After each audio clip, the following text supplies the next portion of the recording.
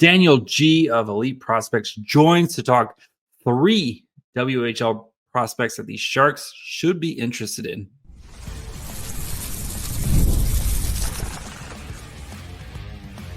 You're Locked On Sharks, your daily podcast on the San Jose Sharks, part of the Locked On Podcast Network, your team every day.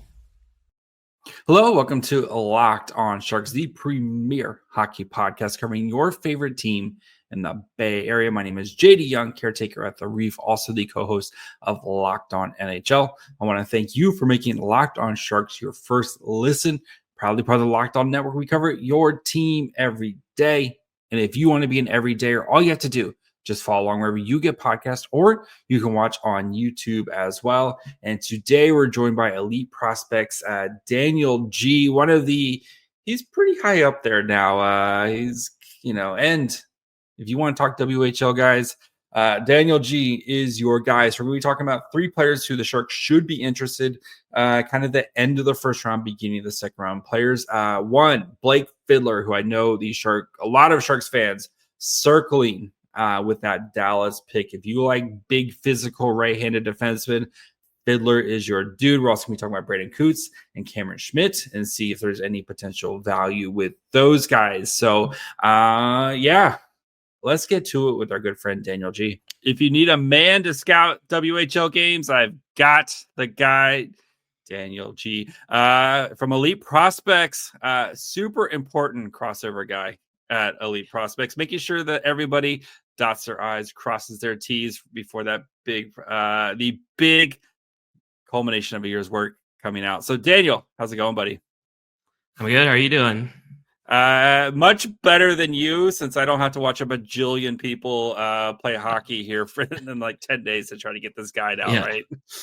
So, but wanted to bring you on because you are the guy, I believe, when it comes to the WHL. You watch a lot of WHL. I mean, you watch a lot of hockey, but WHL is your thing. And we're going to be talking about 3 WHL prospects who I believe could be of interest for the San Jose Sharks, looking at the end of the first, beginning of the second. We're going to be starting with a defenseman who I know a lot of Sharks fans already circling as a potential.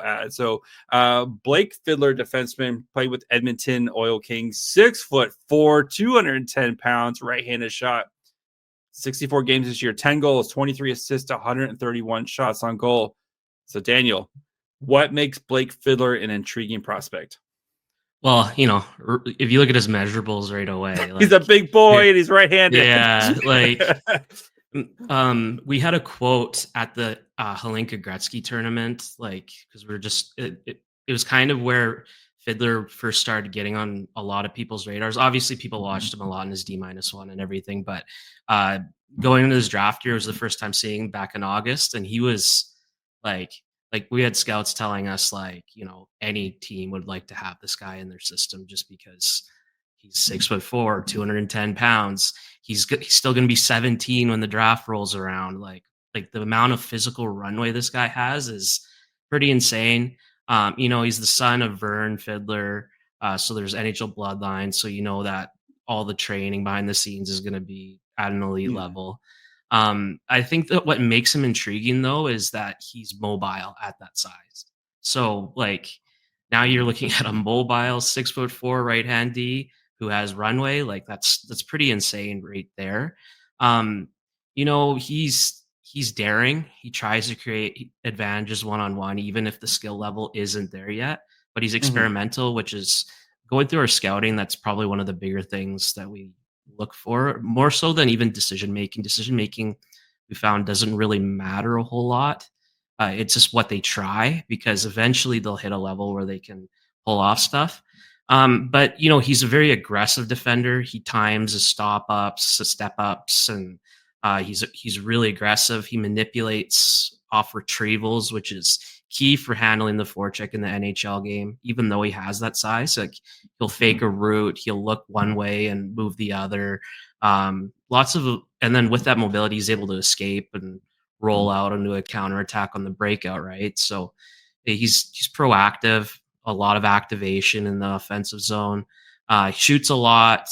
He's still trying to get through the nuances of like creating space by moving laterally and using deception to just frees up pressure pushers and all that type of thing. I Mhm. think the biggest concern with him is just comes down to his reads in some moments.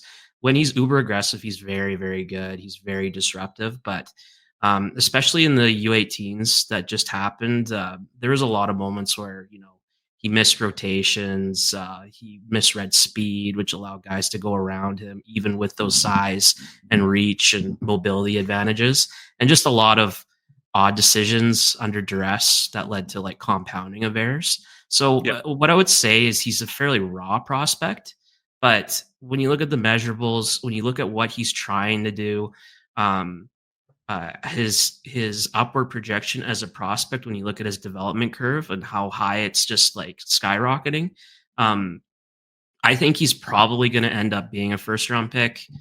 He could go really high. He could go like in the top 15 potentially if a team wants to take that risk or gamble. It's not even a risk because he has a high certainty. It's just is he a top pair guy? Maybe not. Is he top four? Maybe, right? Like he Mhm. could bottom out as a really stingy bottom pair guy that has all the tools to just eat some minutes up. But that's kind of where I see Fiddler right now. We were kind of expecting him to take like a bigger step offensively throughout the season just because he tries so much.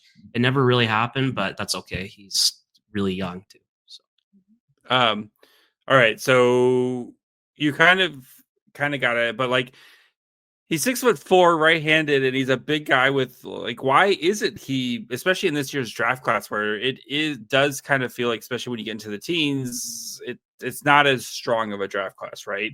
Why isn't this guy looked as like a top 15 type of guy? Is it just because of some of the decision making, you think? Because I mean, you and I both know GMs, right? 6'4", 210-pound defenseman. That's catnip for a GM, right? yeah, truthfully don't know where he's gonna go. Like we've had him very high. We've had him like top 10 at one point, I believe. Mm, In our last ranking, he was in the 20s.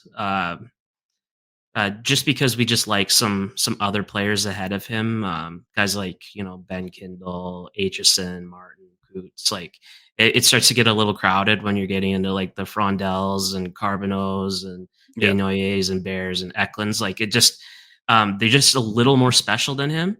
But his measurables, his mobility, that's the special part of his game, and that's something that's only going to get better over time. He's only going to get stronger. He's only going to get more mobile. So as an upside pick, it's enormous, right? Like uh, he may not be a big point producer, but this guy is going to be a pretty stingy pro player, I believe. That's fair. As he continues his development, I assume he's probably going to be, especially as a younger player, probably a couple of seasons to the W, and then, some time in the AHL to get used to playing, especially as a defenseman playing against men. What do you think or at least what do you want to see him work on the most as he kind of rounds out his game?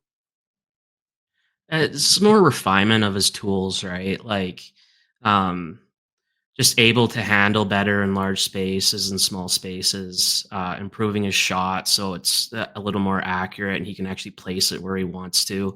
All those Mhm. things will take him to the next level. I'm not super worried about the mysteries because he's such an aggressive, high effort player with a plus reach and plus size, and he can lock down people. He can trap feet on the boards. He can really destroy guys on the perimeter. So the defense projects really well. You'll see a lot of people be concerned about his, the hockey sense, but um, like we're seeing like players that in the past, and we've been adjusting our scouting to it essentially, but we've seen players that we haven't graded really high hockey sense, but they have really, really good measurables. They're really physical. They're great athletes. A guy like Sam Rinzel, Mhm. um, think of it's kind of a similar pick to that. I would say like Rinzel was kind of all over the place. He tried to activate in the USHL. Mostly it worked in the Minnesota Prep Hockey League, and then it just like as soon as he got to college and he's starting to mature, it just like he's skyrocketing. He's already a pretty proficient NHL player just in those garbage games at the end of the year. So that's kind of how I see Fiddler. Rinzel went in like the 20s, very similar profile, size, and everything, right handy. So I think if you're looking for a comp, it's around that. Not Mhm. the same player, but similar kind of situations overall.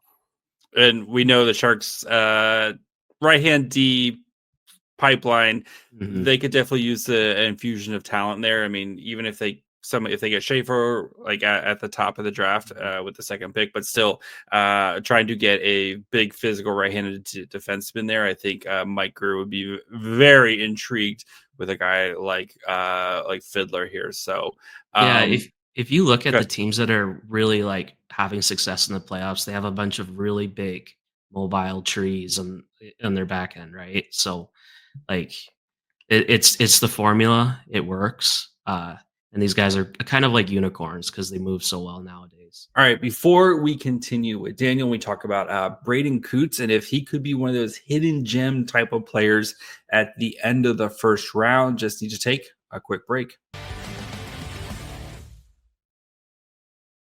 Looking for a snack that's both delicious and nutritious? Crack into a good source of protein with Wonderful Pistachios. Wonderful Pistachios is one of the highest protein nuts. Each 1 ounce serving has 6 grams of protein, giving you over 10% of your daily value. Plus, they're packed with fiber and better for you unsaturated fats to help keep you feeling fuller and longer. Personally, I'm a in-shell variety. I like hearing the little crack. For some reason, it's just very satisfying, both hearing it and the taste of the pistachio, of course.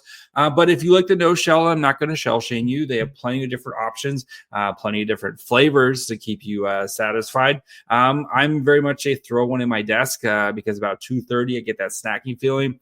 Great snack to have at work, so you're good to go for the rest of the day. So get snacking and get cracking with the snack that packs a protein punch. Visit wonderfulpistachio.com to learn more. Okay, let's switch gears and talk about we're gonna go to the forward side here. Braeden Coots, who feels like you read all this stuff and kind of watch him. If it feels like he might be one of these like hidden gem type of guys at the end of the first round here. So let's get to know him a little bit. So forward, playing with the Seattle Thunderbirds, 6 foot, 183-pound right-handed forward, 60 games, 26 goals, 37 assists, 184 shots on goal. Also the captain of the Seattle Thunderbirds as well. So what makes Coots such an intriguing player? It comes down to his motor. He is one of the best forecheckers uh, in this draft, other than like a guy like Ethan Bear. Mhm. And then he has an elite defensive dimension. He is so disruptive, so high effort on the back check. He makes really insane reads in his own zone. He ridiculous pressure pushing aggression. Um, I've had some live viewings where I was like kind of in shock at how he like put down a breakout like over and over and over again with pressuring in the neutral zone. Like the defensive reads are pretty insane. So on top of that, you have the tools are really strong too in a lot of regards. Like his shooting, like he does a lot of advanced stuff like shooting off his inside foot. He changes the angle of his shots. He has a really strong catch and release. And he's always supporting the play so he's in soft pockets of ice and all that type of good stuff. So you kind of have this like pace monster player who has strong defensive dimensions and some standout tools. I think the thing that people worry about is number one, production and how he played with Seattle. He's kind of on an island. He led that team in scoring. Mhm. Um, Not a lot of like high end offensive supports off the wing for him. They got Radim Murtka later in the season that helps, and so much of Seattle's game goes through the defense. So that helped a lot, but um, we haven't really seen a ton of like crazy connection games where it's just a lot of production and a lot of playmaking all come together. He had some really good U18 games Mhm. before a lot of the other guys arrived. From like an NHL team perspective, like I think there's questions about how he kind of reads the game offensively. He tends to overcomplicate a lot of plays. Um, Whether it's like aggression with his physicality to like get inside when he could have made a simpler play, that type of thing. But as an outlet, Elite Prospects is very high on Coots. We have him at 17, I think, which is like we have him over guys like Brady Martin and Kindle right now. It may I've seen drop Martin in the in the fifth. like the top 10 or like Yeah, sniff yeah. around the top 10 with some mock drafts right now, which I know he like I was a little shocked to see the Brady Martin skyrocketing that high so far. But yes, anyway, sorry, Yeah, go ahead. he's a physical monster, right? Like, Yeah. um, just trucks guys. He's all power game all the time. He's got a blistering one timer. Like it makes sense. Uh, but yeah, like so, what I see Coots as is like, there's not well, like if you look at the NHL, a lot of second line centers are like first line centers that Yep. play under like a really elite quantity, right? And so there isn't a lot of guys that you would just say that are like two centers, right? But if you look at like LA with Deneau, Hmm. um, Deneau doesn't have that offensive punch to really anchor a first line, but the defensive stuff that he provides is too good to drop him to like a third line C. That's kind of how I see Coots in the NHL. The other question is he's a checker that is 6 foot, right? So in the WHL checking, you're going to be going up against some 5'9" defenders sometimes and Yes, 5'10" 17, defenders 18-year-old and a teenagers, yes. yeah and a 6 foot guy with motor and physical skill. So hard skill, meaning like he wins the inside, he reverse hits guys to create space. Like those superior skills are gonna take you a very long way against these type of players, especially Mhm. if they're passive. So I think I think NHL teams and I think other outlets and maybe us at some level we question like what will he really be in the NHL? Maybe he just ends up a checking guy at a certain point. Still, I think he's a guy that will contribute a lot. Like these type of like defensive with these type of players with this defensive dimension is kind of rare, and Mhm. he is so high effort all the time. Like you're not going to get lower than 100% with him. I believe. That's fair. And Mike Greer, he does like those high effort type of guys and stuff. I did want to ask, like, you kind of talked about some of the decision making. Do you think that's something that can improve with coaching? The like, hey, dude, you don't need to like murder a guy here to get on the outs, to beat him. Is that something that you think could just be improved with coaching, or is that part of the 100% effort all the time with him? Yeah, he plays really fast, right? Hmm. So there's some nuance he can add to his game in that regard. Um, it's very tough to evaluate him though because he just doesn't have a ton of support. He'll make a really good play, he'll get into a pocket of ice, and then there just won't be a supporter there for him to dish off to, right? So he's just been kind of like a hard guy to scout throughout the whole year.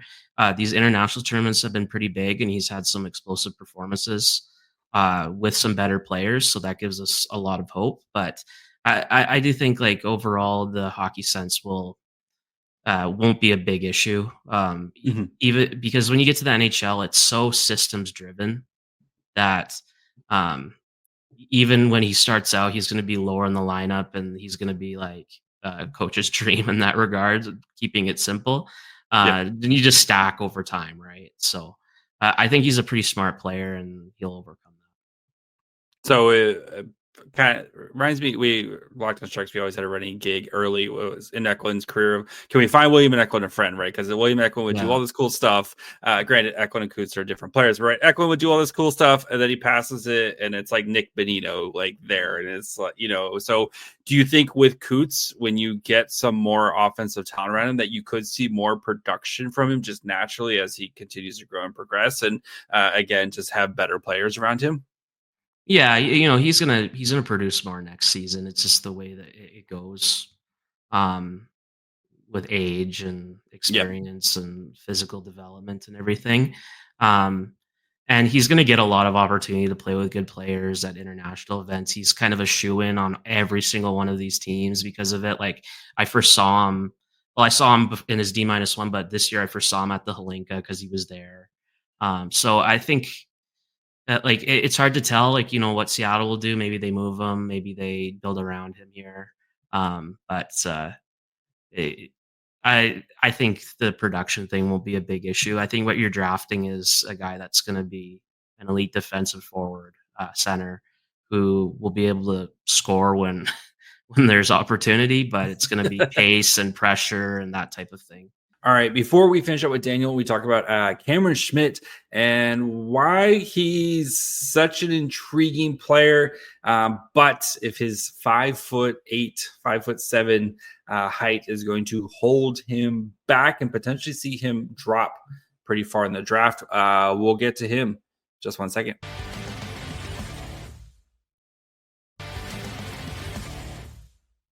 All right. Cameron Schmidt, who not the biggest dude, but if you want somebody who can put the puck in the back of the net, this might be your guy. So 5'7", 161 pounds, playing with the Vancouver Giants, 61 games, 40 goals, 38 assists, 187 shots on goal. Cameron Schmidt, certified goal scorer? Question mark.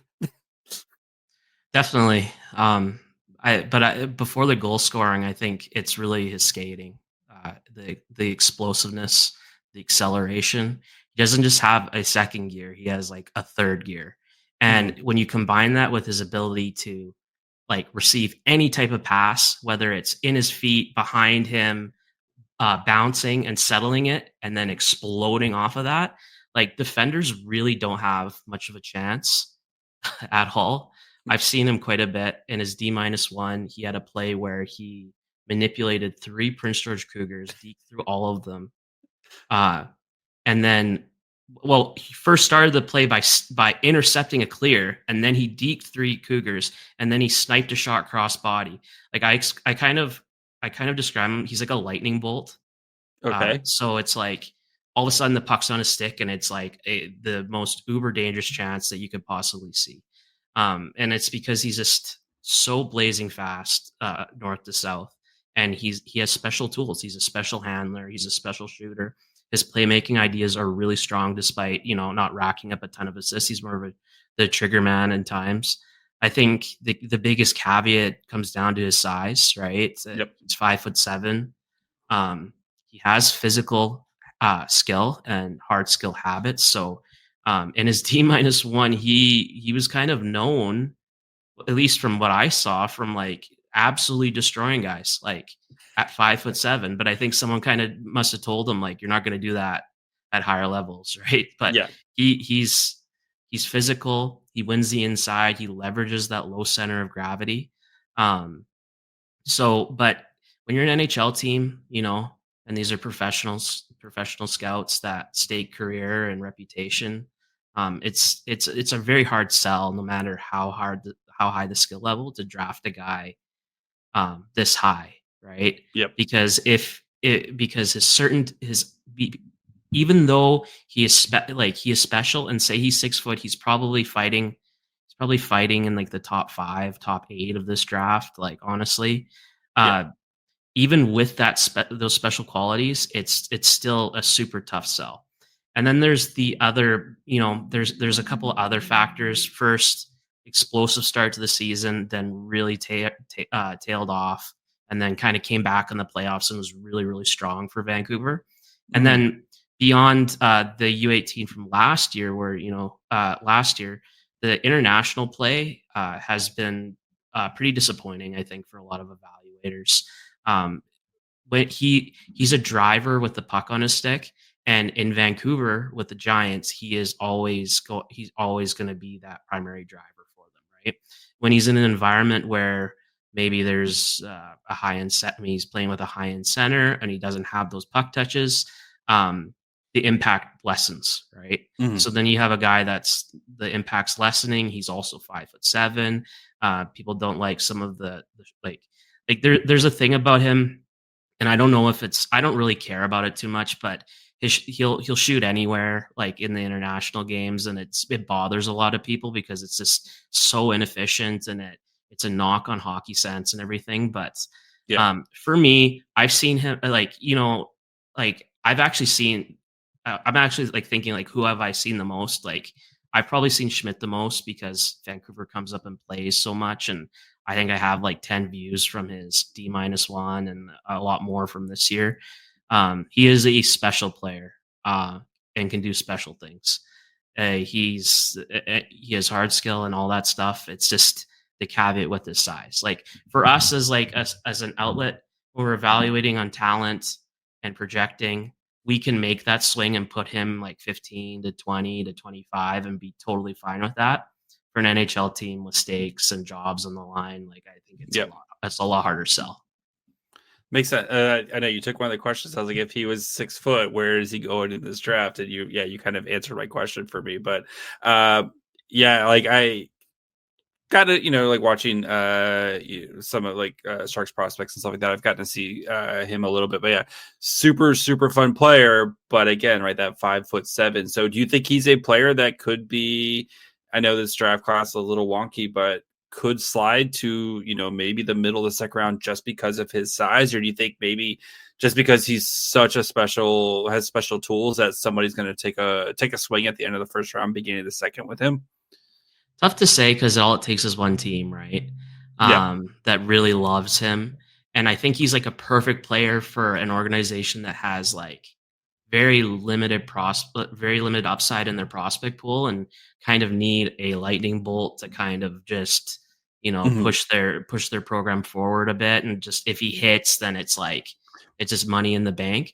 But when you look at, like you going back to like Alex DeBrincat, I can't remember what he scored, but he scored like 60 goals like in his draft year, right? And he ended up slipping to the Blackhawks in the second round.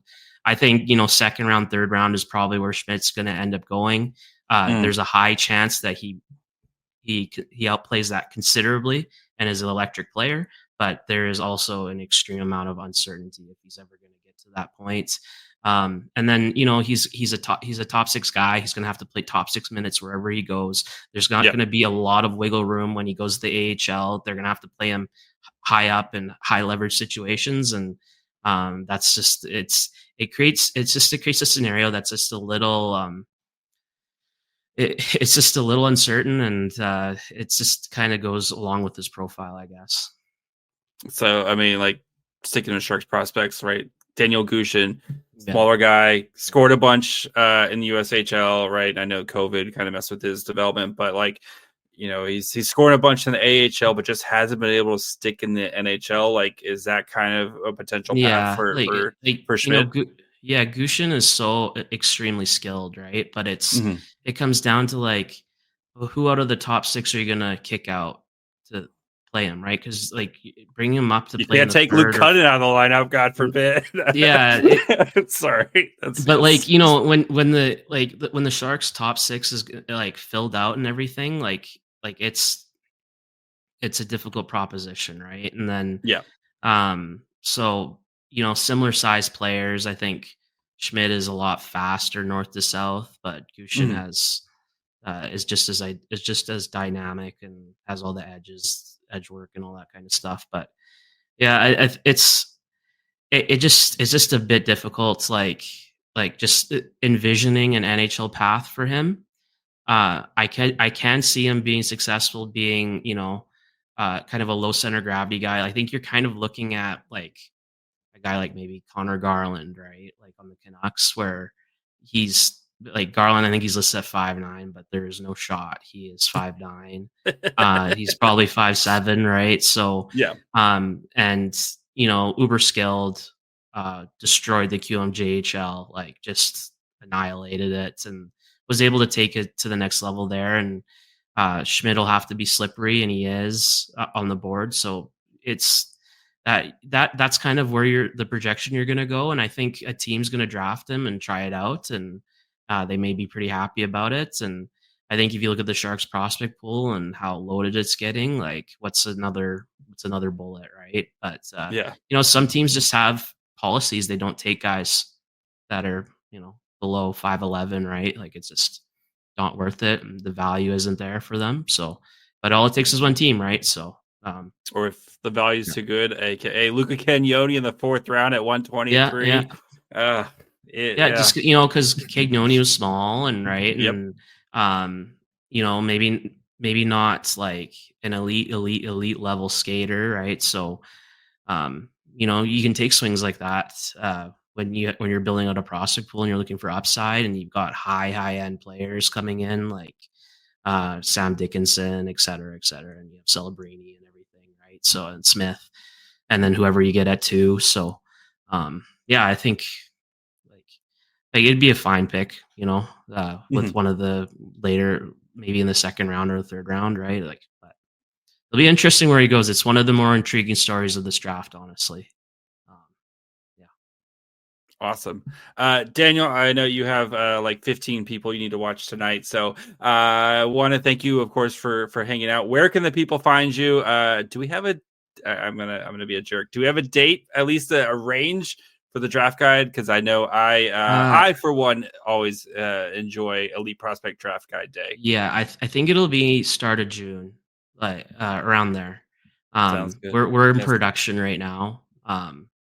Writing pages and profiles and getting final viewings done and everything. So it should be around June. It's going to be even better this year. Draft guide quotes. All of our game reports are now on the individual player pages. So if you can go and check those out, yeah. Yes. And a lot of the time we watch the same player, so the same player in the same game. So you'll get counter evals, and there's lots of opinions. And like as a team, we have like 5,000 game reports written or something. It's kind of a gross number. So we've done the work, and we're gonna do our final ranking soon. And it's gonna, I'm really excited for this guide. It's gonna be really good. And then, of course, where can the people find you, buddy? You can just find me on Twitter at Daniel G Scouting. That's where I kind of post everything. So, yeah. All right. Thank you so much. Hopefully we'll talk again soon. And yes, get back to watching because you have reports due like any minute now, buddy. So, Yeah.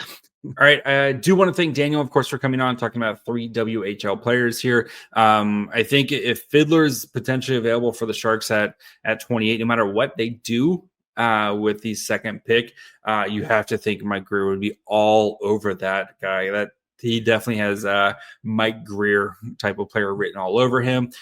Coots, I'm really intrigued with as well. I don't know if he'll get there.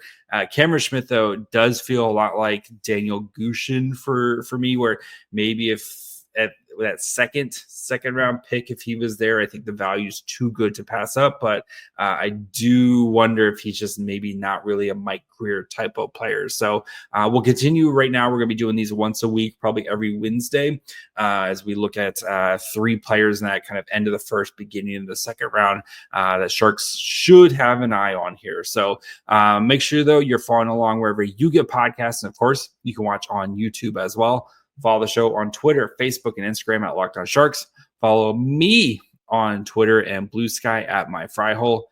Till tomorrow. Bye, friends.